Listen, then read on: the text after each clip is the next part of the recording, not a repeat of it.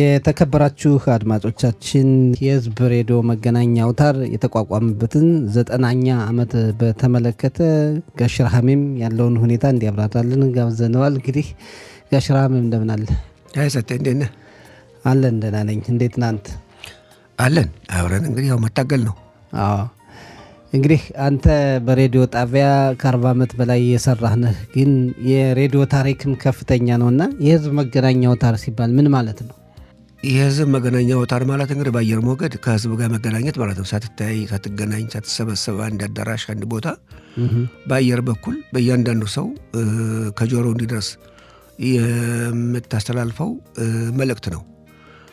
መልእክት፣ አስተያየት፣ ማንኛውም ነገር በዚያ መልኩ ለብዙሃን የምታደርስበት መስመር ነው፣ መድረክ ነው። ያ ነው እንግዲህ መገናኛ ብዙሃን ሬዲዮ እንግዲህ ያው በአየር ሞገድ የሚሄድ ነው። አትተያይም፣ አታይም፣ የምትተዋወቀው በድምፅ ብቻ ነው። በዚያ ነው እንግዲህ የዚህ አይነት ስራ ባህሪው። በጣም ጥሩ ነው። እንግዲህ ከቀደምት መገናኛ አውታሮች መካከል ሬዲዮ ይጠቀሳል እና አሁን ሬዲዮም ቴሌቪዥንም በተለይ ደግሞ 90ኛ ዓመት እየታሰበ ነው እና በዚህ ሳምንት ያለው ሁኔታ ምን ይመስላል? እስኪ በፊት በጥንት ዓመታት ሬዲዮ ምን አይነት አገልግሎት ነበር? እንደዛሬው እንደ ቴክኖሎጂው ሳይበዛ አሁንም እርግጥ ሬዲዮ በጣም ተመራጭ የሚሆንበት ነገር አለ። ግን የበፊቱ የሬዲዮ ሁኔታ የቴሌቪዥን ሁኔታ ምን ይመስል ነበር? ያው እንግዲህ ሬዲዮ ቴሌቪዥን ልዩነቱ ቴሌቪዥን ያው ቁጭ ብለህ የስክሪን ወይም ደግሞ ማሳህ እሱን የምታይበት ነው። በዚያ መስኮት ነው የምታየው፣ የምታዳምጠው፣ የምታየው። መቀመጥ አለበት፣ ትኩረት መስጠት አለበት። ሬዲዮ ግን የትም ቦታ ሆነ ሌላ ስራ እየሰራ ታዳምጣለህ፣ መኪና እየነዳ ታዳምጣለህ እና የትም ቦታ ሆነ የምታዳምጠው መሳሪያ ነው ሬዲዮ ማለት። እንግዲህ አሁን እንግዲህ ሬዲዮ ሲባል እንግዲህ ከቤት ሆኖ ለሚያዳምጥ የትም ቦታ ሆኖ ለሚያዳምጥ ሰው ቀላል ስራ ይመስለዋል። ከባድ ስራ ነው። ብዙ ኃላፊነት ያለው፣ ብዙ ጥንቃቄ የሚያስፈልገው፣ በጽሁፍም ሆነ ባነጋገርህ ጥንቃቄ የሚያስፈልገው የስራ ባህሪ ነው እና በአንድ በኩል የሚያዳምጠው ህብረተሰብ አንተን የሚጠብቅህ መሆኑን ከአንተ የሚመጣውን ወሬ ለማዳመጥ ይጠብቅህ መሆኑን አንተም ልብ አድርገህ ከዚያ የሚያዳምጥ ሰው እንዲረካልህ ለማድረግ ጥረት ማድረግ አለብህ። የምታዘጋጀው የምታቀርብለት መረጃ አስተማማኝ የሆነ እውነተኛ የሆነ የኛውን በድልህ ያኛውን የምጠቅምበት ሳይሆን ማዕከላዊ መንገድ ያለው አመለካከት መልእክት ማዳረስ ነው ያለብህ አንተ። እንግዲህ ይህ አይነት ነው የሬዲዮ ስራ ማለት። እንግዲህ አሁን ሰማሁ አየሁ ይባላል ብሎ ደግሞ አይወራም። የሚወራው መረጃ ያለውን ነገር ይዘህ ነው የምታወራው እንጂ የመንደር ወሬ፣ የጠላ ወሬ፣ የቡና ወሬ ያለ እንግዲህ የራሱ የቻለ ሌላ ታሪክ ነው። ግን እንደ ወሬ እንደ መረጃ ህዝቡ ማወቅ ይገባዋል የምትለው ነገር ከሆነ ጥናት አድርገህበት፣ መርምረህበት፣ አጥንተህበት ምንጩ የት እንደሆነ አውቀኸው የተለያየ ምንጭ አንተ ፈላለገህ በዚያ ነው። ለምሳሌ ሬዲዮ ጋዜጠኛ ወሬ ፈጣሪ አይደለም። ወሬ የታለ ብሎ ፈልጎ ወሬ ካለበት ቦታ ያን ወሬ ለአዳማጭ ማቅረብ ነው እንጂ ወሬ ፈጣሪ አይደለም። በታማኝነት መስራት፣ ሚዛናዊ በሆነ መልኩ መስራት የሚጠበቅበት ነው እንዳልከው። በተለይ በእስራኤል ደግሞ እንዲያው ኮል እስራኤል እየተባለ የእስራኤል ድምፅ ከቀደምት መገናኛ አውታሮች አንዱ ነው እና እስኪ አንተም እዚህ ሀገር ብዙ ነው የቆየ ስለ ኮል እስራኤልና አጠቃላይ የእስራኤል የህዝብ መገናኛ አውታሮች አስቃኘን የነበሩትና እዛ በኋላ ደግሞ ወደ አማርኛው ሬዲዮ እንመጣለን። እንግዲህ የእስራኤል ሬዲዮ የተለያዩ ጋዜጠኞች ነበሩ፣ ዜና አንባቢዎች፣ ፕሮግራም አቅራቢዎች እኔ ያስታውሳቸዋለሁ። በጣም የታወቁ የነሱ የቃላት አጣጣል፣ የቃላት አመራረጥ፣ የጽሁፍ ዝግጅት፣ ቅንብር ያኔም ባስመለከተ አንተም ያንን አይነት ስራ ለመስራት የቋንቋ ልዩነት አያግድህም። ቋንቋው የተለየ ቢሆንም ግን አያያዙ፣ አካሃዱ የዚህ አይነት ከሆነ እንደዚያ ነው የሚሆነው። የቋንቋ ልዩነት ብቻ ነው ሊኖር የሚችለው። ስለዚህ ይሄ ደግሞ ሬዲዮ ጋዜጠኛነት ስራ በየቀኑ አዳዲስ ነገር የምትማርበት ነው። በየቀኑ አዳዲስ ነገር ማወቅ ያለብህና የምታውቅበት ነገር ነው። ጋዜጠኛ ማለት ሁሌ ጭንቅላቱ አእምሮው የማያርፍ ነው፣ አያርፍም። እያዳመጥክ ትተረጉመዋለህ፣ ታሸጋግረዋለህ ወደ ሌላ። አሁን ለምሳሌ በሬዲዮ በአማርኛ ሆነ ማነው ሆነ በእንግሊዝኛ ለምሳሌ የምታነብ ወይም የምታዳምጥ ከሆነ መልእክቱ በሌላ በኔው ቋንቋ በአማርኛው ቢተረጎም ምን ያህል ክብደት አለው፣ ጥራት አለው ብለህ ሚዛናዊ አድርገን ማየት የሚገባ። ስለዚህ ሁሌ ማንኛውም ነገር አንዱ ከአንዱ የተማረ ነው። ሁሌ አንዱ አንደኛውን እያስተማረ ነው። እንደዛ ነው የሚቀጥለው እና የእስራኤል ሬዲዮ መጀመሪያም ሲጀመር ያው በሽምቅ ጦርነት በነበሩበት ጊዜ እንግሊዞችን ሲዋጉ በነበሩበት ጊዜ እያንዳንዱ በተለያዩ ጠባብ ቦታዎች ተደብቀው ጠላትን ተዋጊዎች እንዲጠነክሩ ማበረታቻ አላሪ ፉከራ ሞራል መስጫ ፕሮፓጋንዳ የሚባለው በዘመናዊ አባባል ያኔ ነበረበት። ከዚያ እንደገና አገር ሲሆን መንግስት ሲሆን የታወቀ ሬዲዮ ጣቢያ መገናኛ ብዙሃን ሲሆን ለየት ያለ አመለካከት ያለው እና እንደዚያ እያለ ነው እየመጣ አሁን ካለንበት ደረጃ የደረሰው። የኛው ስንጀምር እንግዲህ ወደ አማርኛችን ስንመጣ እቺ እንግዲህ የኛ ደግሞ ልክ እንደ ትንሽ ልዩ ጓዳ መስለን የምትታየው እንደዚህ አይደለም። ሰፊ አዳራሽ ነው አለን እኛ ብናውቅበት። ይህ ሰፊ አዳራሽ ደግሞ ለሁሉ የሚያባቃ እንትና አለው እና በዚህ አይነት ስንመለከተው ለሁሉም አዳራሽ የሚዳረስ መሆኑን ይሄ ያለንም ዣንጥላውን ዘርግተን ለሁሉም እንዲደርሰው ማድረግ አለብን። ሁሉንም እንዲሸፍን ሁሉንም የማህበረሰብ ክፍል እንዲያካልል ለዚህኛው በዚህ ሆነ ይሄኛው ከዚህ ያለ የአካዳሚ መጣ ኋላ የመጣ በዚህ አካባቢ በዚህኛው አካባቢ ሳትል ነው ለሁሉም መደረስ ያለበት።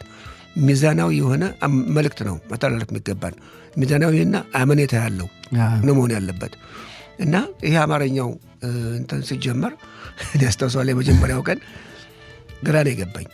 ስቱዲዮ አንተ ነህ ከጀመሩት ውስጥ የመጀመሪያ እኔ መጀመሪያ ያኔ ባይገርም ሰጠኝ የጋዜጠኛነት እንትን ጨርሼው ዩኒቨርሲቲ። ከዚያ ያው ታውቅ ነበር መገናኛ ብዙሃን ሰላማዊ ሰልፍም ቀስቃሽ ነበርኩ። አድማ ምናምን ሰዎቻችን ይምጡ አያመጡልንም ያልን ነበር ያኔ በአደባባይ በብዛት እና መገናኛ ብዙሃንም ኢንተርቪው አድርገው ነበር በብዛት በዕብራይስጡም በእንግሊዝኛውም በመሳሰሉት እና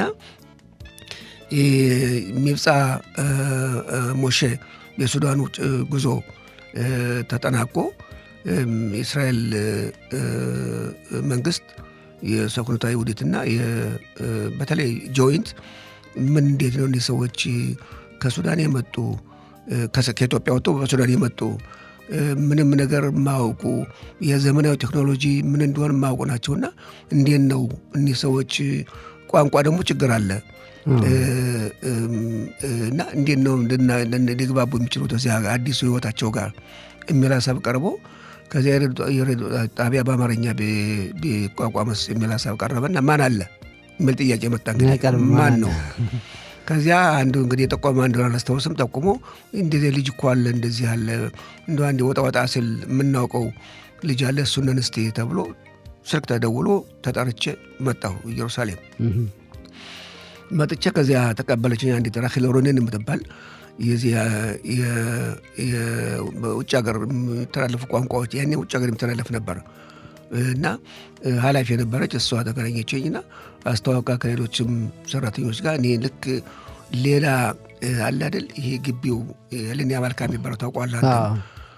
እዚያ ግቢ በፊት የነበርንበት እዚያ ገብቼ እነዚህን በሬዲዮ ሰማቸው ሰዎች በድምጻቸው ብቻ ማውቃቸው ስማቸው የተጠራ ስታስተዋውቀ የእነሱ ጋር ልክ ሌላ አለ አይደለም ገነት ውስጥ የገባው መሰለኝ እንዲያው ገነት ቦታ እና ከዛ ስቱዲዮ ወሰደችኝና ይሄ ነው እንግዲህ ስቱዲዮ ባለው ይሄ ነው ስታነብ እንደዚህ እንትን ታወርዳለህ ወደ ላይ ታነሳዋለህ ከቴክኒሻን ጋር ምልክቶች እንደዚህ ባለው ቁጥር ትግባባለህ። በቃል መነጋገር ስለማይቻል መስኮት አለ፣ መነጋገር አይቻልም፣ በምልክት ብቻ ነው።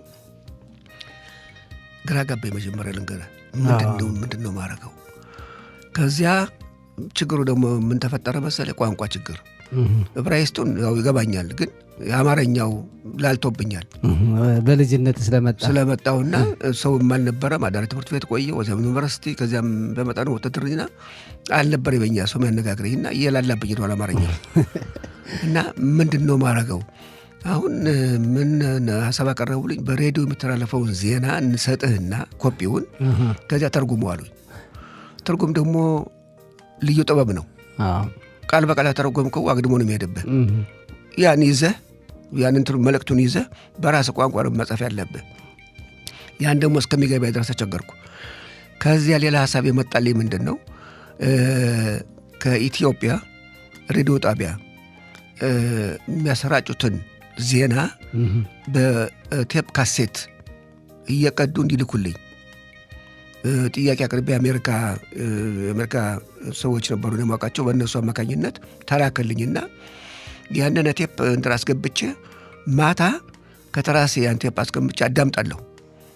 ዜናው እንዴት እንደሚሰሩት እንዴት እንደሚያነቡት ያኔ ነበር ማዳምጠው። በዚያ ቀስ እያለ ከዚያ የኢትዮጵያ የዛሬቱ ኢትዮጵያ አዲስ ዘመን ጋዜጣ ደግሞ እንዲሁ እንዲላክልኝ ያደረግኩኝ ከኢትዮጵያ ማንበብ ጀመርኩ።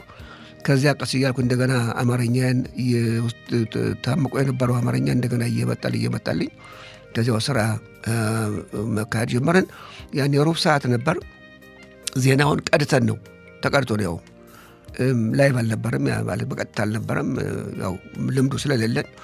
ከዚያ ማን ተጨመረ? ከጥቂት ሳምንት ወራት በኋላ መሐሪ ሮቤል ተጨመረ። ከእሱ ጋር እሱ ቆይቶ ስለመጣ አማርኛውም ያው እሱ ደህና ነበር። ከእሱ ጋር መተባበር መስራት ጀመርና ከዚያ ፋሲል ለገሰና ውቤ ቢተው የሚባለው ተጨመሩ። 4 ሆነ። ከዚያ ሰዓቱም ወደ ግማሽ ሰዓት ተሸጋገረልን። ከዚያ ስንሰራ ቆየን። ከዛ በኋላ ሚብጻ ሽሎሞ